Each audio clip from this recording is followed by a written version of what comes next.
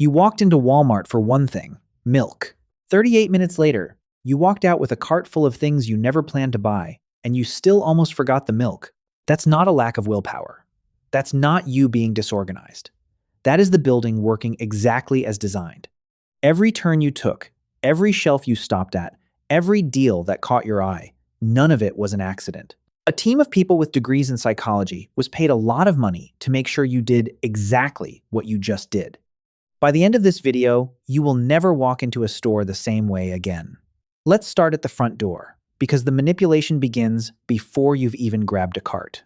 The moment you step inside, something happens to your brain that retail designers have a name for. It's called the Gruen transfer, named after architect Victor Gruen, the man who designed the first modern shopping mall in 1956. The Gruen transfer is the exact moment a shopper goes from walking in with a specific purpose to wandering with no plan at all. Designers engineer this on purpose, and it starts in the first 10 feet. That open, slightly confusing space right inside the entrance has a name too, the decompression zone. There's nothing to buy there. No products, no prices. Why would a store give up its most valuable real estate? Because they need you to slow down. You're walking in from a parking lot at full speed, focused on a mission. The decompression zone breaks that focus. It resets your pace. By the time you reach the first real display, you're no longer a person with a list. You're a shopper, and a shopper is exactly what they want. Now, about that milk. Have you ever noticed it's almost always at the very back of the store? So are the eggs. So is the bread. The things almost everyone comes in for are placed as far from the entrance as physically possible. This is not for refrigeration. That's the excuse, but it's not the reason. The reason is that Walmart wants you to walk past thousands of other products to reach the one thing you actually came for. Every step you take past a shelf is an opportunity. Retailers have measured this down to the cent. The longer your path through the store, the more you spend. One extra minute in the store translates directly into more money in the cart. And the milk itself? It's often a loss leader. That means Walmart sometimes sells it at little to no profit, or even at a loss. They don't make money on the milk. They make money on everything they force you to walk past to get to it. So the cheapest item in the store is the bait, and you are the fish. Let's talk about the cart. It feels like a neutral tool, right? It isn't. Shopping cart sizes have roughly doubled over the past few decades. And studies have found that when you double the size of a cart, people buy significantly more. A cart that looks half empty feels like a job unfinished. Your brain wants to fill it. So you do. Then there's the direction you walk. Most American stores, including Walmart, are subtly designed to move you counterclockwise to the right. Researchers have found that shoppers who travel counterclockwise spend more per trip than those who go the other way. So the entrance, the layout, the placement of the first big display, all of it gently nudges you to turn right and begin the loop the store wants you to take. You think you're choosing your path. You're following one. Here's something that will change how you look at every shelf. The products placed exactly at your eye level are not there because they're the best, or the cheapest, or the most popular. They're there because their manufacturers paid for that spot. These payments are called slotting fees. Big brands pay supermarkets enormous sums to place their products at adult eye level, the most valuable shelf position in the store. The cheaper, often better value options push to the very top or the very bottom where you have to crouch or stretch to find them. And there's a darker version of this. The candy and toys placed low, at the eye level of a child sitting in a cart. That placement is deliberate too. It's engineered for the exact moment a tired parent gives in just to stop the crying. The industry has an informal name for this zone. They call it the nag factor. Everything you can reach without effort was a transaction you were never told about. Now look at the price tags, because they're playing a game with your brain too. Why does almost everything end in 99? Because of something called charm pricing. When you see $9.99, your brain doesn't round up to 10.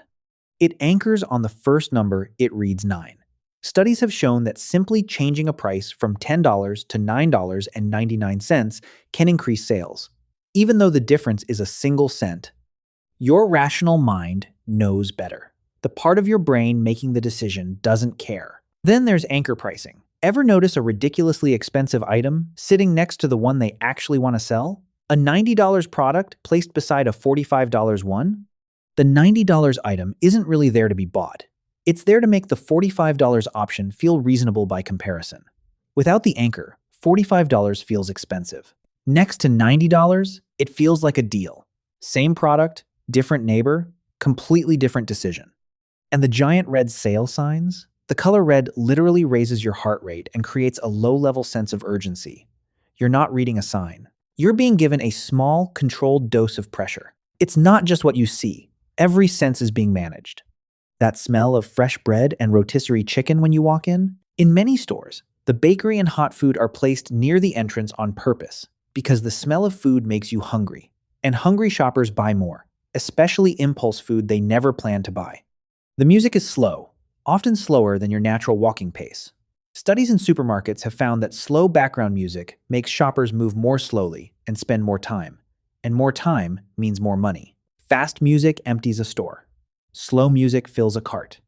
And then you reach the checkout, the final trap. The narrow lane lined with candy, gum, magazines, and small, cheap items. You're standing still, you're slightly bored, your willpower is drained from the entire trip. That is the single best moment to sell you something you didn't come for. The placement is not lazy. It's the most calculated shelf in the entire store. So let's go back to the beginning. You came in for milk. The decompression zone reset your focus. The cart made you feel like you'd barely bought anything. The layout walked you past 1,000 products to reach the back. The shelves sold their best positions to the highest bidder. The prices played tricks on the part of your brain you don't control. The smells made you hungry, the music slowed you down, and the checkout caught whatever was left. 38 minutes. A full cart. And you almost forgot the milk. Here's the thing. None of this is illegal. None of it is even hidden, technically. It's just never explained to you. Because the entire system works better when you don't know it's there. But now you do. And the next time those doors slide open and that first wave of warm bread hits you, some small part of your brain is going to whisper, I see what you're doing. Walmart is just the beginning.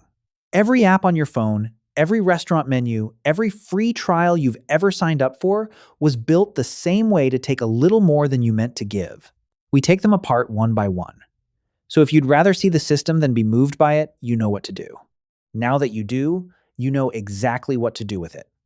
Let's run through it one more time, quickly. Trick 1. Bring a list. It anchors you against everything designed to distract you. Trick 2. Never shop hungry. An empty stomach makes every impulse buy feel necessary. Trick 3.